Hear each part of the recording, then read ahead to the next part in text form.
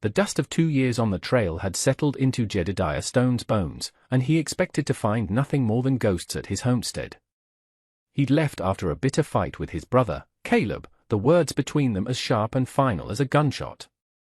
For 24 months, Jedediah had drifted, taking work where he could find it, his Colt a grim negotiating tool in towns that spat out men like him. He'd sent no letters and received none. Now, returning to the Montana Territory in the summer of 1878, he anticipated collapsed fences, a cabin surrendering to the elements, and the silence of a place abandoned. He was prepared for the ache of it, the deserved punishment for his running. But as his black horse, Shadow, crested the final rise, the sight below knocked the breath from his lungs. It wasn't ruin. It was life. The small plot of land Caleb had insisted on tilling was not choked with weeds but flourishing with rows of corn, beans, and squash, vibrant green against the parched brown earth. The corral fence, which had been sagging when he'd left, stood straight and true. A half-dozen chickens scratched in the dirt near the cabin porch, and the 2 milk cows he and Caleb had bought were fat and content in the shade of the cottonwood. Then he saw her. A woman, slender and small-boned, was moving between the rows of vegetables with a watering can. She wore a simple white prairie dress, the hem smudged with dirt, her black hair pinned up in a severe knot at the nape of her neck. Her movements were economical and deliberate, a study in quiet efficiency. She did not seem to belong to the harsh landscape, yet she was master of her small corner of it. Jedediah urged Shadow forward, his hand resting instinctively on the worn grip of his pistol. He was a man accustomed to threats, and this peaceful, impossible scene felt more threatening than any drawn weapon. As he drew closer, she straightened up, her dark eyes finding his. There was no alarm in her expression, only a calm, watchful stillness.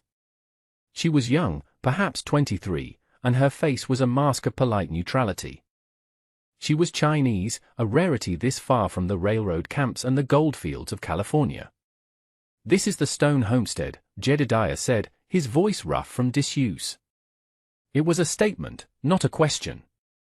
The woman gave a short, precise nod. Yes, her voice was soft, with an accent that smoothed the edges of the word. "I'm Jedediah Stone." Another nod. "I know." The simplicity of her answer unsettled him. He swung down from his horse, the leather of his saddle groaning in the afternoon heat. He felt large and clumsy in her presence, his dusty clothes and the gun on his hip seeming like artifacts from another, more brutal world. "Who are you? What are you doing on my land?" "My name is Lynn," she said, setting the watering can down. "I am tending the farm." "I can see that." "That doesn't answer my question." He took a step closer, trying to read something in her unreadable face. "Where's my brother? Where's Caleb?" For the first time, a flicker of something crossed her features, a shadow of sorrow so brief he almost missed it. "He is gone." "Gone where?" Jedediah's gut tightened. He had imagined 100 scenarios for his return, most of them involving a reconciliation or another fight. He had never imagined this empty space where his brother should be. "He went to town," Lynn said, her gaze dropping to the dark soil at her feet. "To file papers at the territorial office. Last fall. He did not come back." The words hung in the dry air. Last fall. That was more than 8 months ago. A man didn't just disappear for 8 months in this country without reason, and the reasons were seldom good. Jedediah looked from the thriving garden to the solid cabin, his mind struggling to connect the pieces. "You've been here alone since then?" "Yes." "And you did all this?" He gestured around them, at the proof of relentless, back-breaking work. "The chores must be done," she said, as if it were the most obvious thing in the world. A wagon rattled up the road then, breaking the spell. A portly, well-dressed man sat at the reins, a sheaf of papers resting on the seat beside him. He pulled his team to a halt and surveyed the scene with an air of ownership that set Jedediah's teeth on edge. The man's eyes slid over Jedediah, dismissing him as a common drifter, before settling on Lynn with a condescending smile. "Miss Lynn," the man said, his voice oozing a false cordiality. "I see you have a visitor. I do hope he's not causing you any trouble. This is my ranch, Mr. Jedediah said, stepping forward. Who are you? The man's smile tightened. He was Silas Croft, a land speculator from town who bought up claims from failed homesteaders for pennies on the dollar. He had the soft hands of a man who profited from the sweat of others. Silas Croft, he announced, puffing out his chest. And I'm afraid you're mistaken. This ranch is collateral against a debt owed to me by the late Caleb Stone. A debt that is now long past due. He picked up the papers. I have the writ of Caesar right here. It's a shame, really. The girl has done admirable work, but business is business. Jedediah looked at Lynn. Her face was pale, but her chin was high. She stood her ground, a small, unmovable rock against Croft's blustering tide. My brother's not dead, Jedediah said, the words tasting like ash. He didn't know it for a fact, but to admit it to this vulture felt like a betrayal. Isn't he? Croft shrugged. He vanished 8 months ago. The territorial marshal considers the case closed. Disappeared, presumed dead. The debt remains. I've been patient with the girl, letting her stay on through the winter, but the time for charity is over. I'm taking possession. Jedediah felt the familiar, cold calm settle over him, the feeling that always preceded violence. He had come home seeking an end to that life, but the world wouldn't let him go.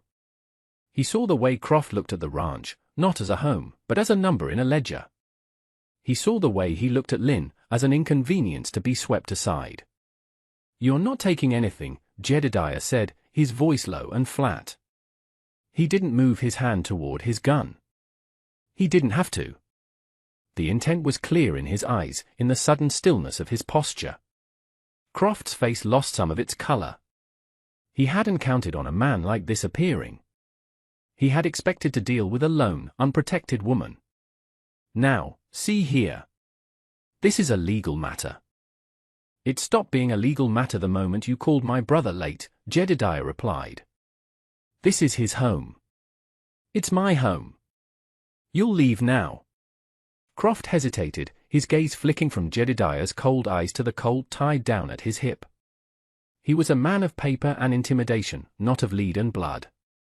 He licked his lips, gathering his wounded pride. This isn't over, Stone. You can't fight the law. I'll be back. And I'll bring the marshal with me. He snapped the reins, turning his wagon in a wide, clumsy circle, and kicked up a cloud of dust as he retreated toward town. The dust settled, leaving a silence broken only by the cawing of a distant crow. Jedediah turned to Lynn. Her composure was still intact, but he could see the faint tremor in her hands. He had defended her, defended the ranch, but he was a stranger to her. A dangerous man who had appeared out of nowhere. For all she knew, he was a bigger threat than Croft. He will be back, she said quietly. I know. He looked around at the homestead, at the life she had single-handedly protected and nurtured. He had come back for a reckoning with his brother, but it seemed he had found a different kind of debt to settle. You better tell me everything, he said. Starting with how you came to be here with my brother. She looked at him for a long moment, her eyes searching his face. Then, with a slow nod, she turned and walked toward the cabin.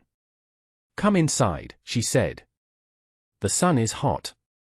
Inside, the cabin was sparse but immaculate. A simple table and 2 chairs stood in the center of the room. A small stove was cold in the corner. His brother's cot was neatly made, and another, smaller bedroll was laid out on the other side of the room. On a small shelf sat a handful of books and a small, intricately carved wooden bird. Everything spoke of order and persistence. Lynn moved to the stove and began preparing coffee, her movements fluid and practiced. Jedediah remained by the door, feeling like an intruder. He watched her, trying to understand the woman who had saved his legacy from ruin while he had been running from it. Caleb found me near the railroad line, she began, her back to him. My father worked on the rails. There was a cave-in. Many men were lost. She paused, and the silence was heavy with what she didn't say. My father was a good man. He knew Mr. Caleb. They had traded before. Your brother was an honorable man. He found me after. I had nowhere to go. No family here. She turned, her face impassive, but her story painted a grim picture. A young woman, alone and grieving, in a country that was often hostile to her people. He brought me here, she continued. He said it was a safe place. He said I could work, earn my keep, and when the farm was profitable, we would be partners. He was teaching me to read English from his books, she gestured to the shelf. He said a mind needs tending, same as a garden. Jedediah looked at the books. Caleb had always been the reader, the dreamer. Jedediah had been the fist. It was one of the things they had fought about. He respected you, Lynn said, as if reading his thoughts. He spoke of you often. He said you carried a storm inside you, but that your heart was true. The words were a punch to the gut. While Jedediah had been nursing his anger across 2 territories, Caleb had been defending him to a stranger. The shame was a physical weight. This debt to Croft, Jedediah asked, his voice tight. What is it? For seed and supplies, Lynn answered. The first year was hard. The drought nearly broke him. Mr. Croft extended credit, but his terms were difficult. Caleb was planning to pay him off with the money from his last freight run. That was the other reason he went to town. She poured coffee into 2 tin cups and placed one on the table for him. He took the wagon and our 2 best mules. The sheriff in town said they found the wagon abandoned 10 miles south of here. The mules were gone. No sign of Caleb. Jedediah sat down, the coffee untouched. A freight run, a debt, an abandoned wagon. It sounded like a robbery. A robbery that had ended badly. But something felt wrong. Caleb was no fool, and he was handy with a rifle. Croft showed up a month after Caleb disappeared, Lynn said, sitting opposite him. He said the ranch was his. I told him no. I showed him the homestead papers Caleb had filed. It is stone land. He got angry. He has been coming back ever since, making threats. And you stayed, Jedediah said, more to himself than to her. You faced him down, worked the land, and waited. I made a promise to your brother, she said simply. He gave me shelter. He treated me with kindness. I told him I would watch over his home. A promise is a debt. Her simple, profound sense of honor made his own flight seem all the more cowardly. He had abandoned his brother, his home. She, a stranger, had defended it all with nothing but her will and her 2 hands. Over the next few days, a quiet routine settled over the homestead. Jedediah took over the heavier work, mending the barn roof and splitting firewood, his body rediscovering the familiar rhythms of ranch labor. Lynn continued to tend her garden and the animals, moving with a grace that made the hardest work look effortless. They spoke little, but a silent understanding grew between them. He watched her, learning the language of her quiet determination. She watched him, seeing the gunslinger's tension slowly drain away, replaced by the weary resolve of a man trying to mend what he had broken. Jedediah knew Croft would not give up. The man's greed was a palpable thing. He rode into the nearby town of Redemption, a dusty collection of clapboard buildings, to make inquiries. The territorial marshal, a tired man named Blevins, offered little help. Your brother lit out, son, Blevins said, not looking up from his paperwork. Happens all the time. Men get tired of scratching a living from this dirt, they just walk away. Not Caleb, Jedediah insisted. He wasn't a man to run from his obligations. Maybe not. Or maybe he ran into trouble on the trail. It's a big country. A man can disappear easy. Blevins finally looked up. Croft's claim is legal, on paper. The debt is real. Unless you can pay it, he's got a right to the property. How much? $200. Gold coin. It was a fortune. Jedediah had less than $30 to his name. He left the marshal's office with a cold knot in his stomach. He was trapped. He could use his gun to drive Croft off again, but that would only bring the law down on him and Lynn. He needed a different kind of weapon. he decided to search the area where Caleb's wagon had been found. It was a long shot after so many months, but it was the only move he had left. He told Lynn he would be gone for a day or two. She just nodded, her eyes telling him to be careful. He rode south, following the old freight trail. The sun beat down, and the land was empty and unforgiving. He found the spot the marshal had described, a shallow ravine just off the main trail. There was nothing left to see. The wind and rain had wiped away any sign. He was about to give up when something caught his eye, a glint of metal half buried in the dirt under a scrub brush. He dismounted and dug it out. It was a belt buckle, silver with a simple cestling engraved on it. His father's buckle. He had given it to Caleb the day he left. He searched the area more carefully now, his heart pounding. A few yards away, hidden beneath a pile of rocks that was too deliberate to be natural, he found it. A small, locked strongbox. Caleb's strongbox. It took him 10 minutes to break the lock with the butt of his pistol. Inside, nestled amongst some business ledgers, was a leather pouch. It was heavy with coin. He counted it quickly. Over $300. More than enough to pay Croft. And beneath the pouch was a folded piece of paper. It wasn't a business ledger. It was a letter, in Caleb's handwriting. It was addressed to him. Jedediah. He unfolded it with trembling hands. Brother, it began. If you are reading this, it means I did not make it back, and you did. I suppose I should be grateful for that much. I'm writing this because I have a bad feeling about this run. Croft has been pressing too hard. His numbers don't add up. I think the debt is a lie, a pretext to seize the land. The water rights on our creek are more valuable than he lets on, especially with the railroad planning a new spur line 10 miles north.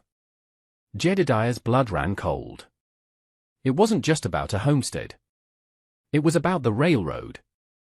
The letter continued. The money in this box is from the freight run. It's for the ranch. More importantly, it's for Lynn. She is a good and decent soul in a world that has been cruel to her. I promised her father I would see her safe. I was going to make her a legal partner in the homestead. The paperwork is with our lawyer in Bozeman. If I'm gone, the partnership falls to you. Protect her, Jedediah.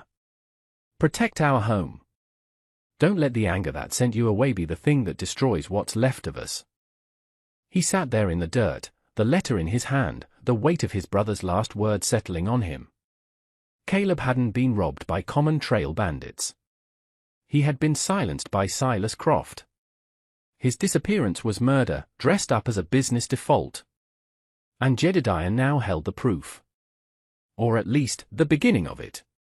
The letter wasn't enough for a marshal, but combined with the money, it was enough to confront Croft. He rode back to the ranch, a storm gathering inside him, just as Caleb had described. But this time, it was a storm with a purpose. When he arrived, he found Lynn on the porch, a rifle across her lap, watching the road. He came back, she said, her voice tight. With 2 other men. They said they would return tomorrow. With the marshal. To evict us. Let them come, Jedediah said, swinging down from shadow. He showed her the strongbox, the money, and the letter. She read it, her dark eyes welling with tears for the first time since he had met her. They were not tears of sadness, but of gratitude for the man who had befriended her. He was a good man, she whispered. The best, Jedediah agreed. And we're not going to let a man like Croft get away with what he did. The next morning, they were ready. Jedediah didn't want a gunfight on the land Caleb had worked so hard to build. He had another plan. He sent Lynn to saddle Shadow and ride for Marshal Blevins. Tell him I have proof that Croft is a thief and likely worse, he told her. Tell him to come at once. She hesitated. I will not leave you alone. I won't be alone. I'll be right here, on my property. Just go. Be quick.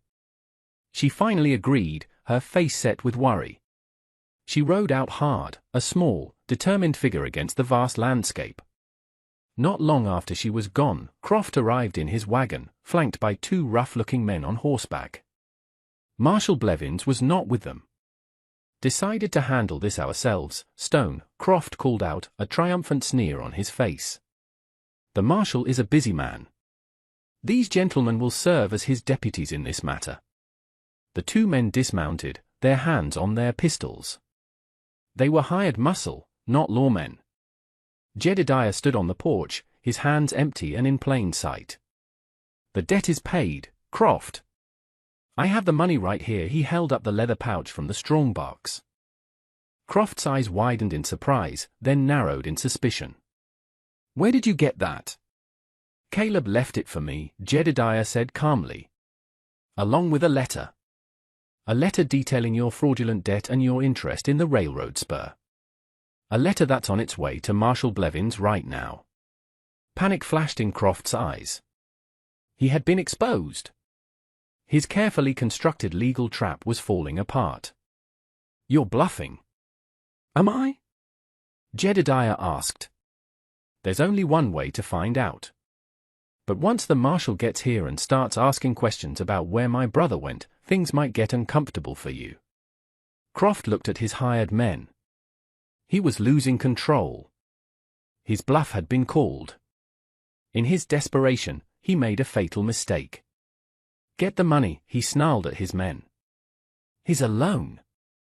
The two men drew their guns. But Jedediah had been waiting for this. In a single, fluid motion, he dropped behind a water barrel on the porch as the first shot splintered the wood where he had been standing. He drew his Colt, not firing wildly, but taking careful aim. This was the world he knew, the grim calculus of violence. He fired twice. One shot hit the first man in the shoulder, sending him spinning to the ground. The second kicked up dirt at the feet of the other, making him jump back. It was a warning. "The next one won't miss," Jedediah yelled. The remaining gunman, seeing his partner down and realizing he was facing a man who was his clear superior, threw down his pistol and raised his hands. Croft, his face ashen with terror, fumbled for a pistol hidden under his coat. But he was clumsy and slow. Jedediah was on him in 3 long strides, knocking the gun from his hand and slamming him against the side of his own wagon. "It's over, Croft," Jedediah said, his voice a low growl. It was then that they heard the sound of approaching horses. Marshal Blevins arrived with Lynn riding beside him, a posse of 3 deputies behind them. They took in the scene, the wounded man, the surrendered gunman, and Croft pinned against the wagon. Lynn slid off shadow, her eyes finding Jedediah's, a look of profound relief on her face. Marshal Blevins dismounted, his tired eyes now sharp and focused. "Looks like I got here just in time, Stone. Or maybe a little late." "He has the letter," Lynn said, her voice clear and strong.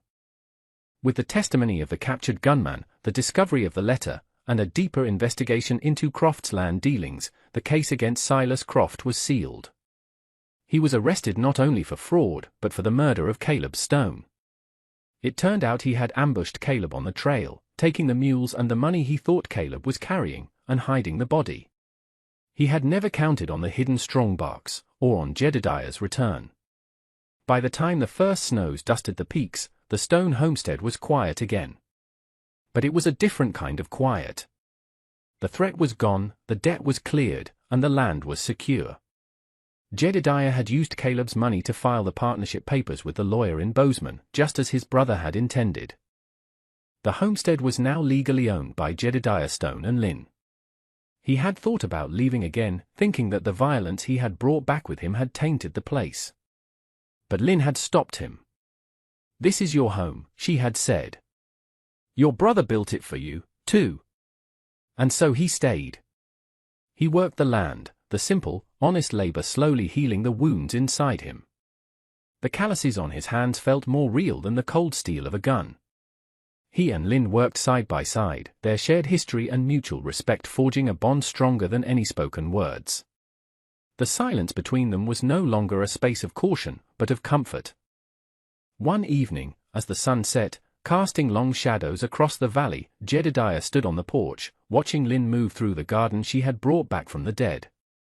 He thought of the man he had been 2 years ago, full of anger and pride. He had ridden away in a storm of his own making and had come back to find that the quietest person he had ever met possessed a strength he was only just beginning to understand. A home wasn't just a patch of dirt or a cabin, he realized. It was a promise kept. And in the heart of the Montana wilderness, a wandering gunslinger and a steadfast gardener had, against all odds, found their way to one. And that brings us to the end of this one. If you stayed with me all the way through, thank you. Stories like this one only get told because folks like you sit down and listen. If you liked what you heard, go ahead and hit that like button. And if you want more stories from the old frontier, subscribe so you don't miss the next one. Until then, take care of yourself, and thanks again for being here.